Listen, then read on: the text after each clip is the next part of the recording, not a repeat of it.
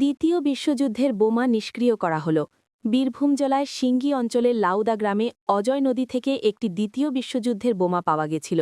যদিও এর আগে আরও একটি পাওয়া গেছিল, সেটি নিষ্ক্রিয় করা হয়েছিল। এরপর দ্বিতীয় যুদ্ধে দ্বিতীয় বোমাটি আজ ভারতীয় সেনাবাহিনী এসে সেটি নিষ্ক্রিয় করে। এটি প্রায় ৪ মাস আগে উদ্ধার নদী থেকে। গ্রামের মানুষেরা তারপর প্রশাসনকে খবর দেওয়া হয়। প্রশাসন এসে বোমাটিকে সুরক্ষিত জায়গায় রেখে দেন, যাতে কোনোভাবেই দুর্ঘটনা না ঘটে। তার জন্য প্রশাসনের পক্ষ হইতে দিন-রাত সেখানে নজরদারি ছিল।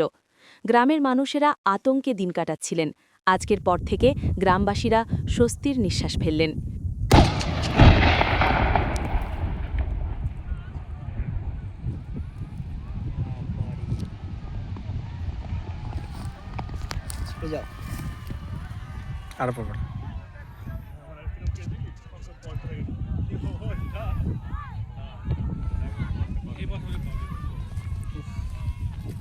কানে তালা ধরে গেল বাঁ কানটা।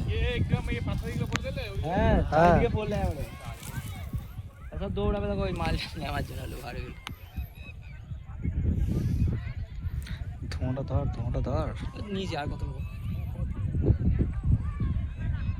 বিশ্বযুদ্ধের বোমা হচ্ছে, শুধু বেরিয়ে যাচ্ছে বোমা তো। একবার দেখা গেছিল, হ্যাঁ দেখা যাচ্ছে এখন শুধু এই তো আবার একটা বেরোলো, আবার একটা বেরিয়েছে। কতদিন আগে বেরিয়েছে আরেকটা? এটা কত হবে, ওই মাঝখানে হবে না, এটা 5 মাস আগে যেরকম একটা হবে। আতঙ্ক আছেন? ভয় লাগছে? আতঙ্ক মানে ভীষণ আতঙ্ক। আমাদের গ্রামবাসী তখন যে অবস্থা, এই ফুটবে এই তো। না, এই যে 5 মাস ধরে পড়ে আছে, আর পরিবারের সদস্য বাড়িতে রয়েছে, তাতে কি ভয়? আতঙ্ক তো আছেই, ভয় ছিল, হ্যাঁ, যে কখন বাস্ট হবে। কাজী আমিরুল ইসলামের রিপোর্ট।